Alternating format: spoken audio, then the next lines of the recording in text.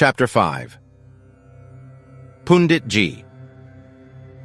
The mandir in Durga, dedicated to Vishnu, spouse of Lakshmi, seemed at a glance to be much like other small-town temples in Trinidad. Its appearance, with badly smudged whitewashed walls, packed dirt floor and galvanized tin roof, and banners and shrines in the small courtyard, was less ostentatious than the temples in the larger cities, and lacked the high walls and lofty, ornately carved entrance of the older structures in India. Such outward embellishments are important to the Hindu mind, but the In and Ar sanctuary is really the heart of the temple, a picture of the heart of man, where the deity, represented by the image, resides. The small courtyard was dominated by a large image of Vishnu standing guard in front of the main doorway, through which one could see, at the far end of the public sanctuary, the holy place sealed off by a low railing. When I arrived in the courtyard, a businessman, his shoes having been left at the outer gate and his briefcase on the ground beside him, lay prostrate in worship before the large Shiva lingam. Several other worshippers were perambulating rapidly around a shrine containing favorite gods just inside the low wall surrounding the courtyard. Such efforts earned the favor of the deities. In spite of its plain appearance, Durga's temple had a reputation as one of the best in the island, for its head priest was a brilliant and highly respected young Brahmin thoroughly learned in Hinduism. Still only in his mid-30s, very handsome, with an athletic physique and magnetic personality, this young Swami was every Brahmin's ideal. He was a brahmacharya, having taken the vow of celibacy. I considered it a great privilege to be able to study under such a worthy Hindu. He seemed equally pleased to have me there. The room I shared with a young man in his late teens was very plain, with bare walls and floors and an open doorway that allowed no privacy.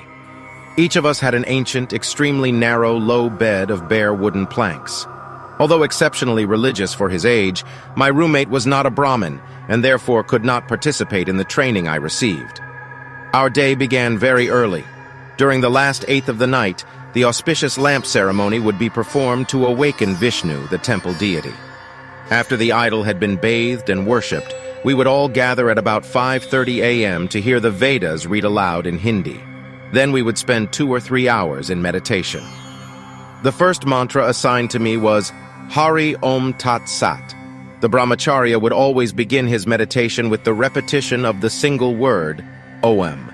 The highest vibration and the most difficult to pronounce, like all mantras, Om must be taught by a guru.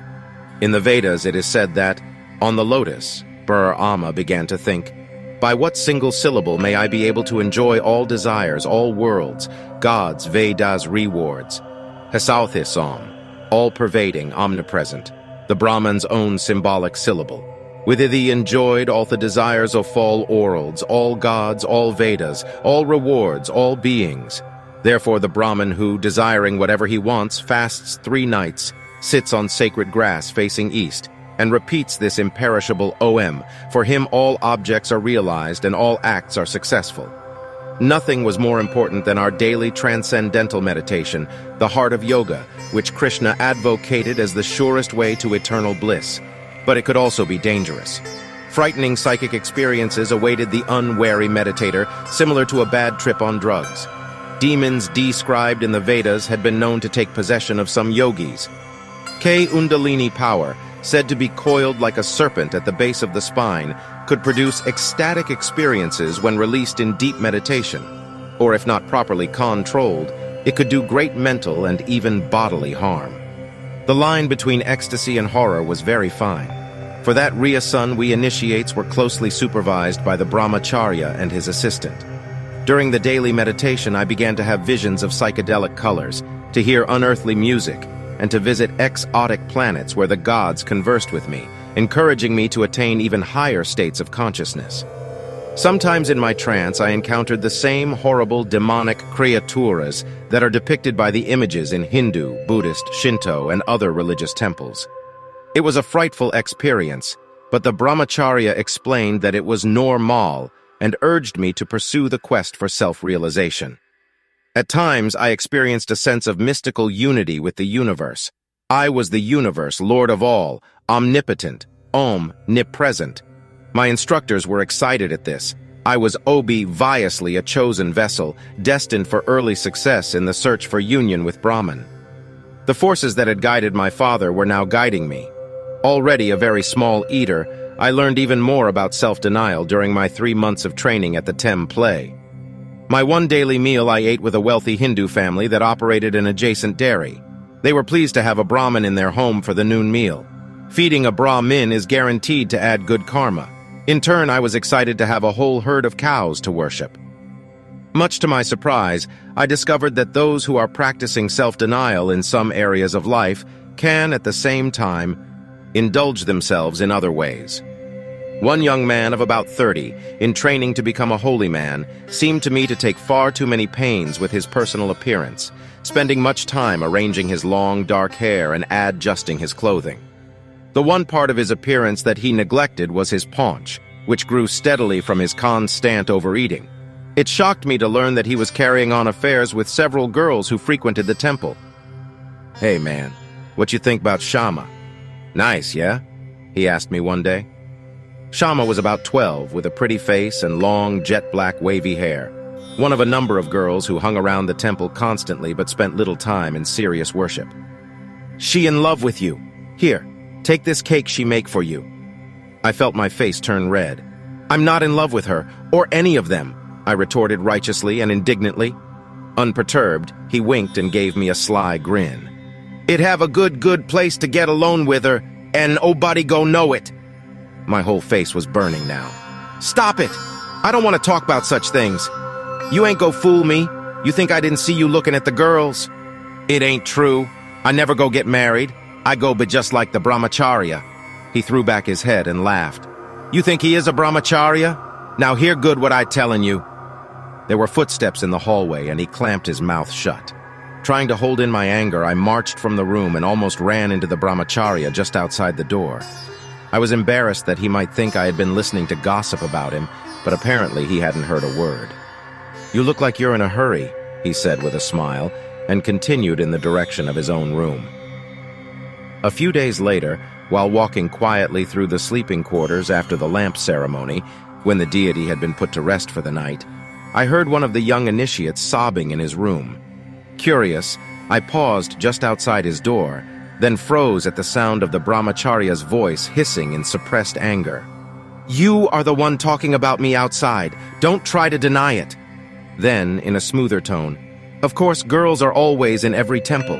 They have a right to be here like anyone else, and I have a right to spend as much time with any of them as I please. Any more of your stories and you'll have to leave here." I couldn't imagine what stories had been told. Lies, no doubt.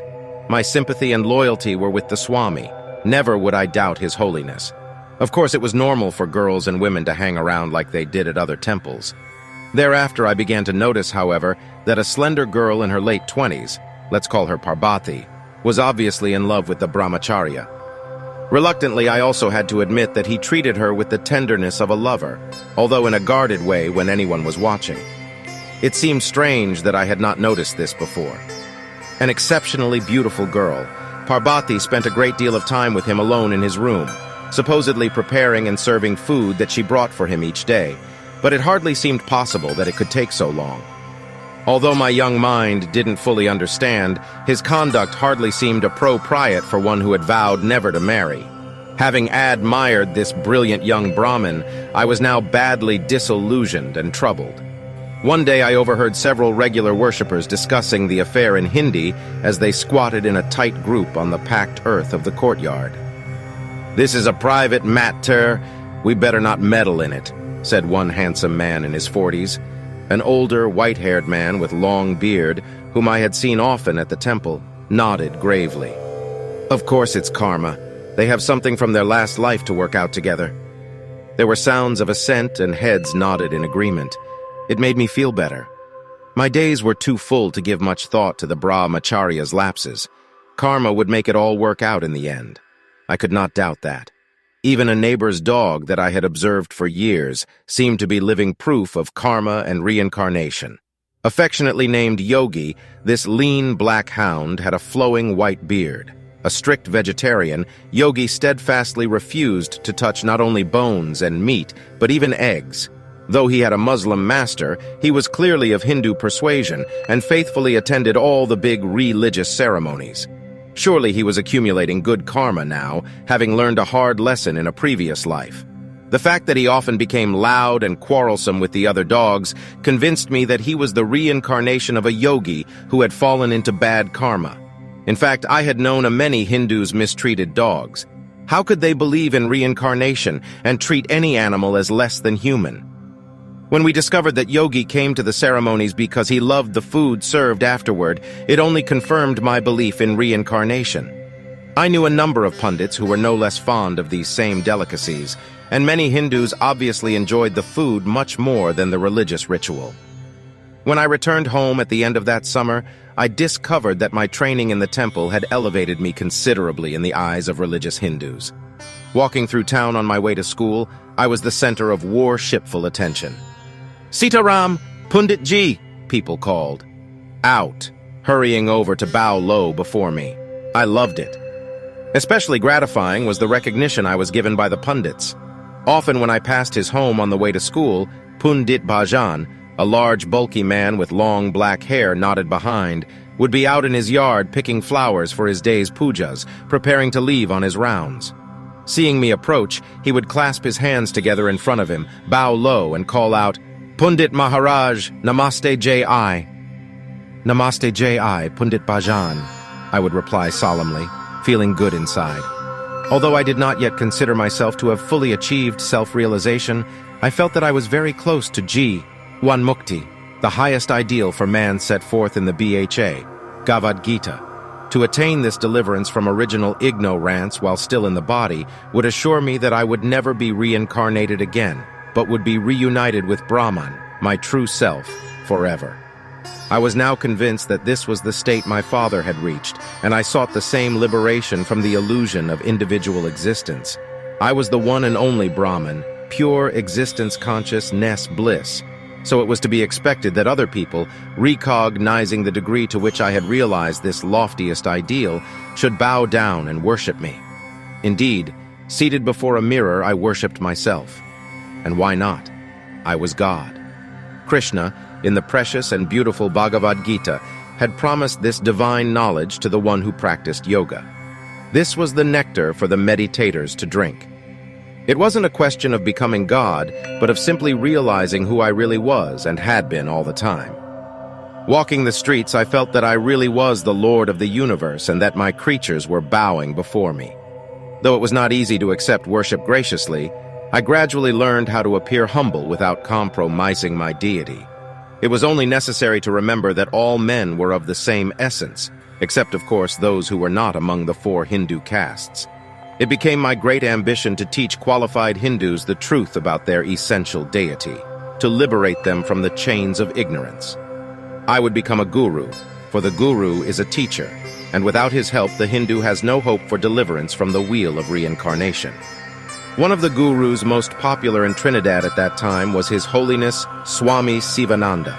We received his bulletins regularly from India, describing the large pujas and happenings at his temple, advertising his books, one of which was entitled My God Sivananda, explaining his teachings and containing testimonial letters from his many followers. There were always several of his pictures included to enable us better to worship him. A large photograph of Sivananda had a prominent place on our altar, always with a fresh Shanan mark on the forehead. It was a great thrill for the family when we received a letter from my mother describing her visit to Sivananda's ashram. She had been overcome by his divine presence and assured us that he was a very holy man, a self-realized master. I determined to become just like him. After his sudden death from cancer, we worshipped him as one of the ascended masters in the long line of gurus, stretching back to the days of the rishis. In spite of my growing reputation for piety and the worshipful attention I received, there was still much of the small boy in me. The anticipation of presents and stockings filled by Santa Claus at Christmas still excited me as much as ever. Being a British colony, Trinidad was alive for weeks with the strains of Jingle Bells, Deck the Halls with Boughs of Holly, and other Christmas songs. The Hindu and Buddhist merchants had no qualms about joining in the festivities. It meant extra profits, and one's religious convictions must not interfere with anything so important as that. Even the Muslims joined the annual celebration. Santa Claus was everyone's patron saint during that time of the year, the most beloved of all gods for the moment. Young children were required to go to bed early on Christmas Eve, while the grown-ups were busy with last-minute holiday preparations or simply getting drunk. The older children would blow whistles, pound on large pans and drums, set off firecrackers, and wave their starlights, sparklers. It was a noisy time to expect children to fall asleep, but we knew that Santa Claus would not land his reindeer and deliver our presents so long as a creature was stirring. On this Christmas Eve, however, I was determined to catch a glimpse of Santa even if I had to stay awake all night. I made careful preparations to be sure he wouldn't know I was watching. "Hey, man, why you doing that for?" asked Ananda, one of my younger cousins, who shared a large double bed for a time with me after my mother left for India. With a pair of Nani's scissors, I was cutting 2 small peepholes in the sheet. We seldom used blankets in that tropical climate, but a sheet was always necessary if only as protection from mosquitoes. "Shh," was the only reply I would give him. "Shh. Why you ain't go to sleep?" he insisted, feeling the bed shake as it tried to maneuver into a comfortable position, with the sheet covering me and my eyes peering out from those 2 small holes. "Shh, you suppose Toby sleep in pee? And you too. Nobody can't sleep with all the noise you making. You making the noise. Stop wiggling 3. Eventually, Ananda began to snore quietly. I struggled to stay awake, concentrating all my attention on the window through which Santa made his annual entry into our room. On Christmas morning, the one apple I would receive all year, along with an assortment of tasty nuts, would be in my stocking at the foot of the bed. This time, I was going to see Santa fill it. Time dragged ever so slowly. It seemed to me that I couldn't stay awake another minute when I heard a noise in the room. It wasn't coming from the direction of the window, however, but from behind me. Startled, I almost my head, keeping the 2 holes in front of my eyes. Dimly arms loaded. Laying presents down, he dipped nuts and 2 left quietly after one last glance at the 2 motionless figures in the bed, certain his work had gone undetected. After breakfast to break the startling news when I got alone with Krishna and Shanti, my 2 oldest cousins. "It ain't have no Santa Claus," I announced dramatically. "What?" exclaimed Shanti, her eyes wide with disbelief. "It ain't have no Santa," I repeated, "less you want to call Uncle Kumar Santa Claus." "You making joke or what?" demanded Krishna with the superior tone of one who is older and wiser. "Where you think those presents come from? If you want to know, Santa bring them quite from the North Pole." "No, it ain't Santa who bring them at all," I declared in an all-knowing tone. "It's Uncle Kumar. He is who Santa is." "Why you fooling us for?" exclaimed Shanti, almost ready to cry, disillusionment spreading across her face.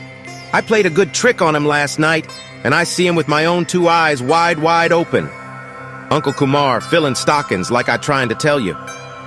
The devastating news spread swiftly among the children in our household, then around the neighborhood. Waxing philosophical, I decided that it wasn't so surprising after all. Of course, the Christian gods were just myths, not real like the gods we Hindus worshipped, who could sometimes be seen in visions during meditation, and in spirit form too.